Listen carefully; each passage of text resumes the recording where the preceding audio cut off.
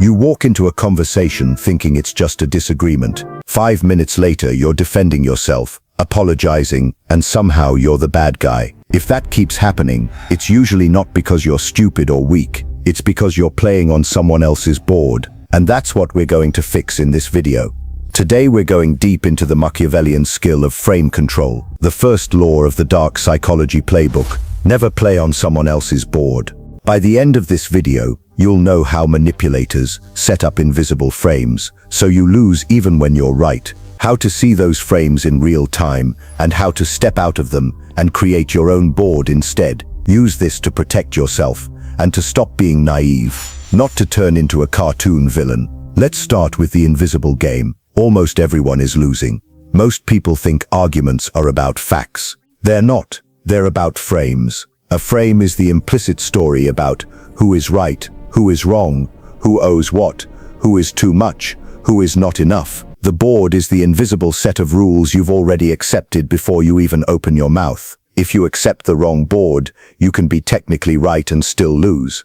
Example, someone tells you, "Why are you always so sensitive?" If you immediately answer, "I'm not that sensitive," or "You don't understand what I've been through," or "You're even worse," you already lost. Why? Because the board they just placed on the table is premise. You are always sensitive, and that is the main problem. Role, you on defense, them as judge. The moment you start defending or explaining, you've admitted that they get to define the problem. You have to fix it. That's playing on their board. Machiavellian Law 1 is brutal in its simplicity. Before you speak, ask yourself, whose board am I on right now? And do I even want to play this game? If the answer is theirs, you stop. You don't explode. You don't justify. You change the board. Let's make this painfully concrete. Here are 3 very common frames manipulators use. 1. The "you're the problem" frame.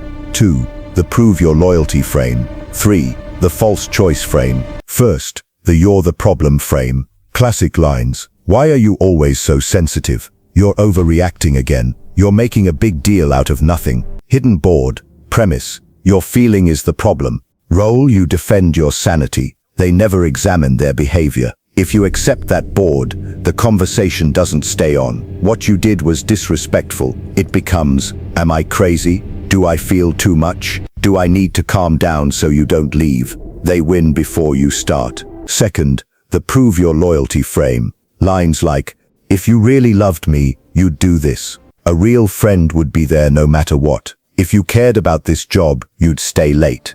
Hidden board. They define what love, friendship, or commitment mean. Your only options are obey or be a bad person.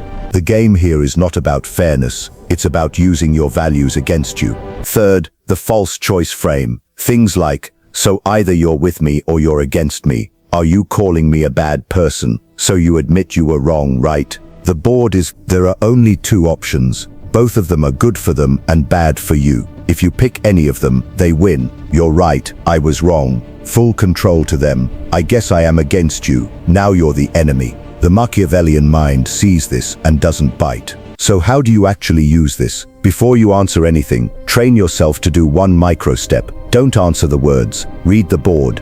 Ask yourself 3 fast questions. 1. What are they assuming about me? I'm too sensitive. I'm guilty until proven innocent. I owe them something.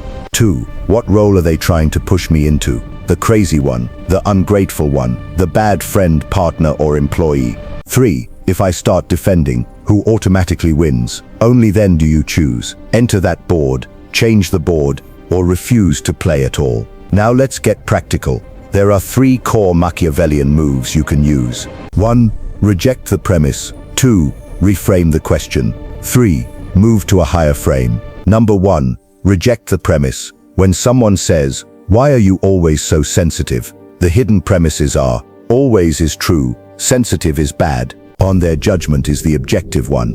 Rejecting the premise means you don't answer that question at all. You respond to the assumption, not the literal words. For example, that's one interpretation. "I don't see myself as always sensitive. I'm not going to argue about labels. I'm talking about what happened." I don't accept that as the starting point. Notice what you're doing. You're not screaming. You're not justifying. You're refusing to let them define who you are as the problem. Number 2. reframe the question. Same line. Why are you always so sensitive? Machiavellian answers could be, the question for me isn't whether I'm sensitive, it's whether what you did was respectful. The issue isn't my sensitivity, it's how we talk to each other. You're moving the focus from me versus my feelings to us versus the behavior. They want the board to be your personality. You move the board to their action. Number 3. Move to a higher frame. Sometimes both of the options they're offering are trash. Are you saying I'm a bad person? They want, no, you're not bad. Rue, you minimize what they did. Or yes, you're bad. Now you're the attacker.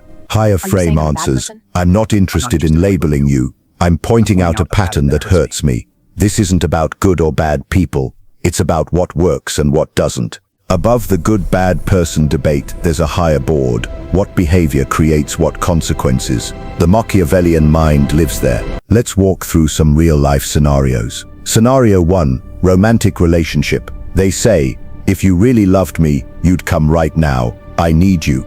Hold you. Drop everything. Run. Feel guilty if you don't. New process. Win. See the board. Love. Doing exactly what they demand. On their timing. If you say no, you're cold or selfish.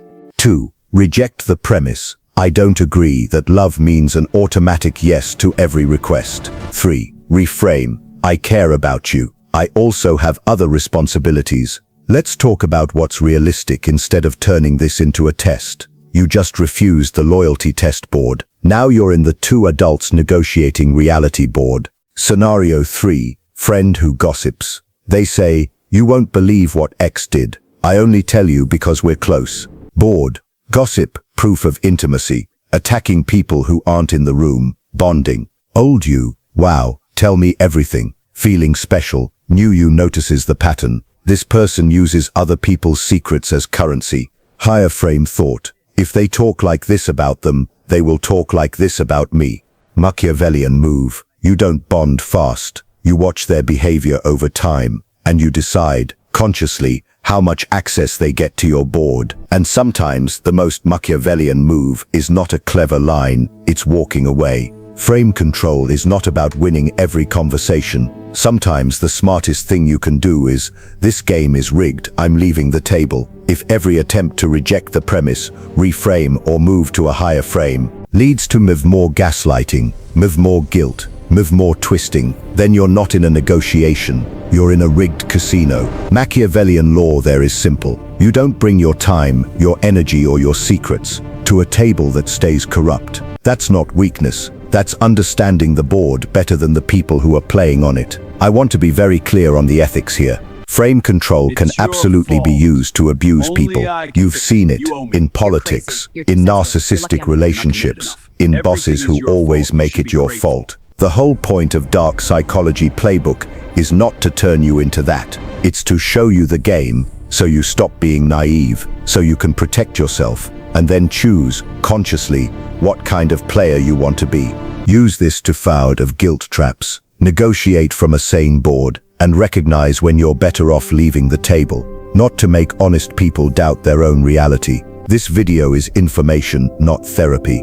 It does not replace professional psychological help. If this hits very close to home and you feel it's affecting your mental health, the best move is to talk with a licensed professional in your country. In the first video, we went over 7 Machiavellian laws. Here we went deep on Law 1. Never play on someone else's board. If you want full deep dives on the others, like selective truth, watching loyalties, or inner distance, tell me in the comments which law you want next, and in what context. Work, dating, family, or friends. And if you're tired of getting played by invisible rules you never agreed to, you're exactly who this channel is for. This is Dark Psychology Playbook. Subscribe if you want to stop being a pawn, start seeing the board, and then decide, consciously, what kind of player you want to be. Now think back over your last week and ask yourself, whose board was I really playing on? Once you see that, you're already not the same player you were before.